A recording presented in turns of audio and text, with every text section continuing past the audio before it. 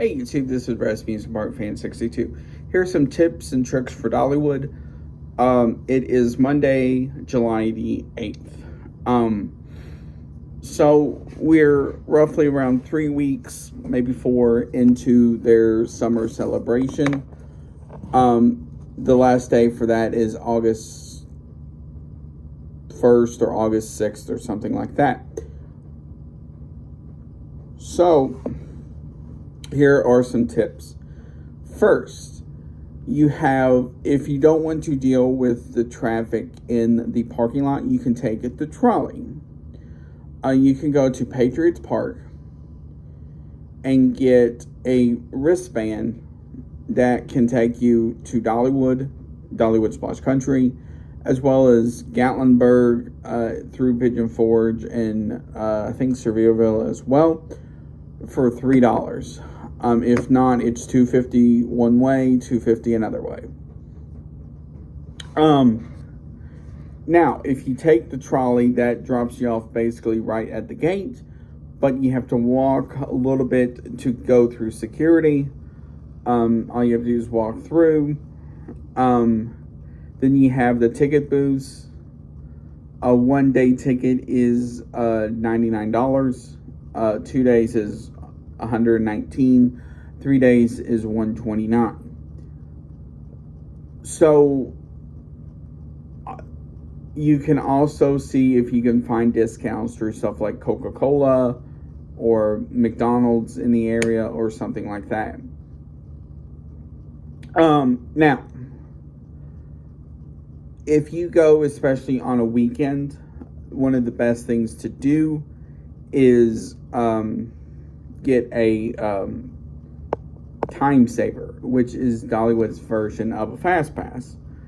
But with those, you better reserve them as early as you can, preferably the day before, because those on busy days do go extremely fast.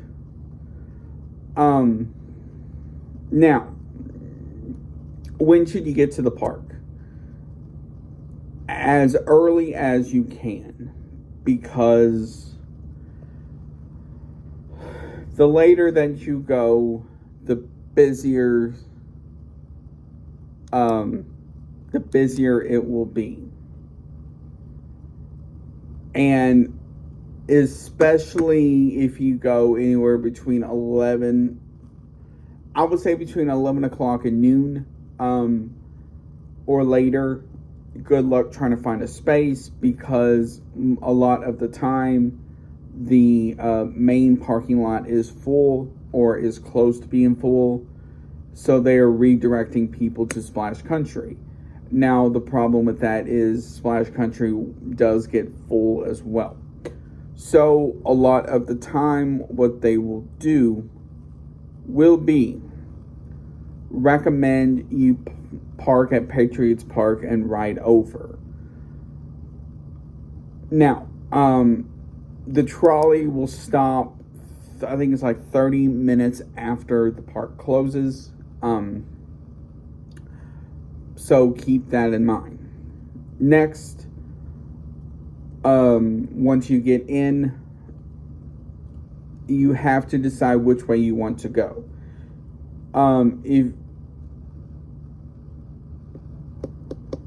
Now you can go to the right, which will take you to Lightning Rod in that area. Now, with Lightning Rod being more reliable now, you're not going to get as much downtime as it was in the past. If you decide to go up, that's going to take you to Thunderhead, Wild Eagle, and so forth. So keep that in mind. Now, please keep in mind as well, they don't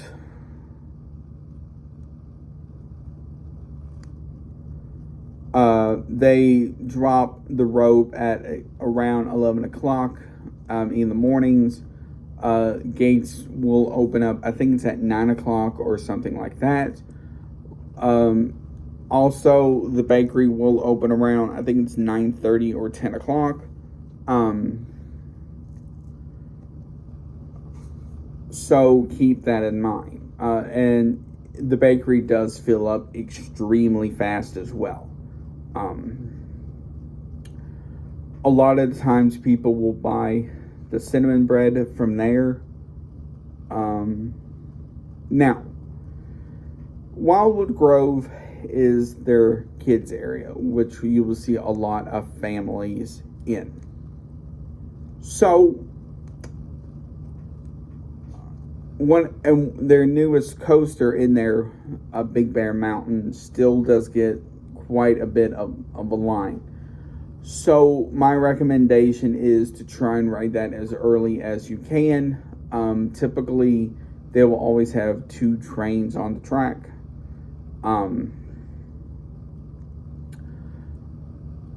So keep that in mind. Now, a lot of the attractions inside the kids area is fit for families. If you do have younger kids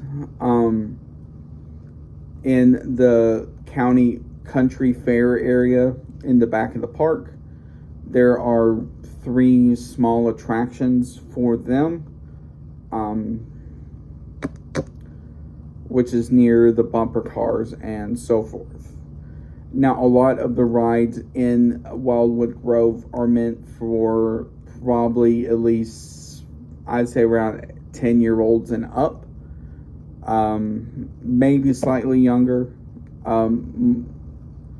So they have, of course, a rocking ship. Like you can sit on a bear and go around this track. Jumping frogs. Of course, you have Dolly's tree. Then you have Flying Mockingbird, which is the flying scooters. Then you have Dragonflyer, which is a Vekoma family suspended coaster. That is another ride that does get extremely long.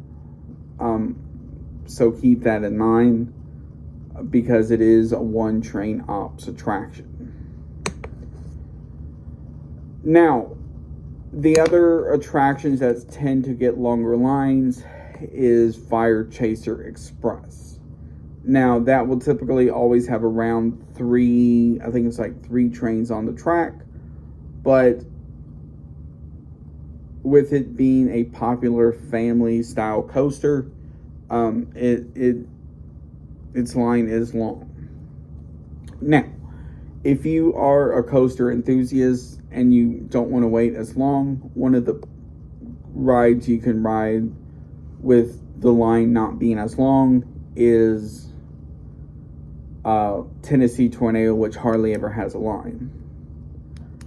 Now, if it's hot, one of the best rides to ride is their indoor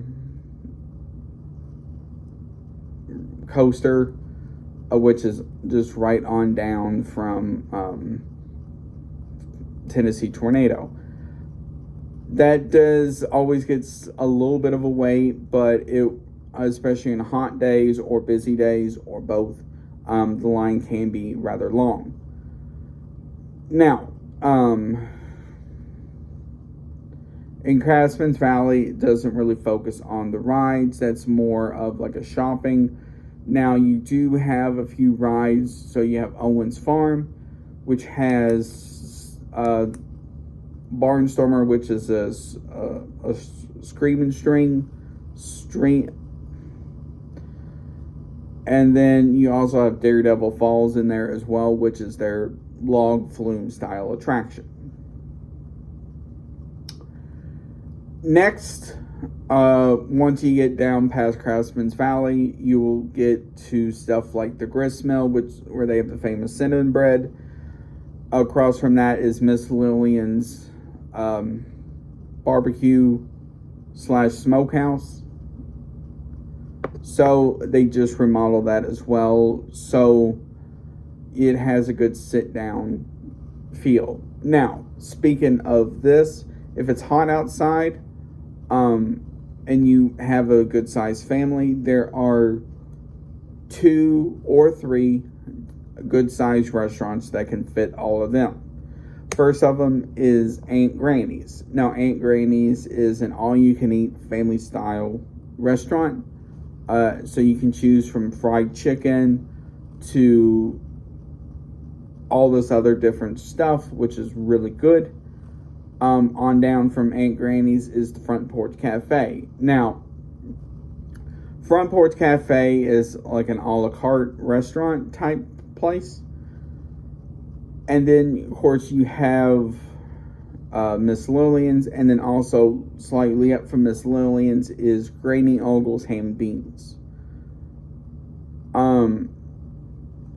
They do have quite a few quick style restaurants throughout the park as well. And then also, if you're looking for a place to eat and charge your phone or watch or whatever, you also have Fred's Diner in the 50 section right across from Lightning Rod. In there you can get stuff like burgers, fries, wraps, maybe salads, and some other things like that. Now, if you're going toward the county fair section, they do have a couple of like snack style places, as well as the pizza place, Iron Horse Pizza, which is right across from the train. Now, if you're going to go on the train, please keep in mind that the train is one of their most popular attractions. So you have to stay patient. Now, here is another tip as well. In Dollywood, you can buy souvenir cups. You can get 2 different types. You can get one where you pay 99 cents a refill, and that's like, I believe it's like $16.99. Then you can buy one with unlimited refills, which is like $32.99. There are a lot of drink machines throughout the park. So, and the good thing about Dollywood's souvenir cups as well is the fact they are more insulated than your standard souvenir cup like this. So it will hold in the cold very well. They also have ices throughout the park as well. I believe there's at least 3 places, maybe 4, that carry ices throughout the park. If you want ices, that is $1.99 or $2.99, something like that, as well as frozen lemonade. Now, if you are looking for something sweet and to cool down, in the front, right near the front gate, is the ice cream shop. So you can get different types of hand-scooped ice cream, as well as milkshakes, and I believe a banana split too. There are some plugs to charge your phone as well. Now, in September, I believe it's September the 8th through October 28th, is Pumpkin Illuminates. And that is their annual harvest / fall or / Halloween festival. So the good thing about that is it is a family style event. So you don't have to deal with scary things and so forth. They do have like handcrafts you can buy, different type of fall foods you can get as well. So Pumpkin Illuminates is cool because they take sculptures and from pumpkin and sculpt it. So it is a rather cool thing to see.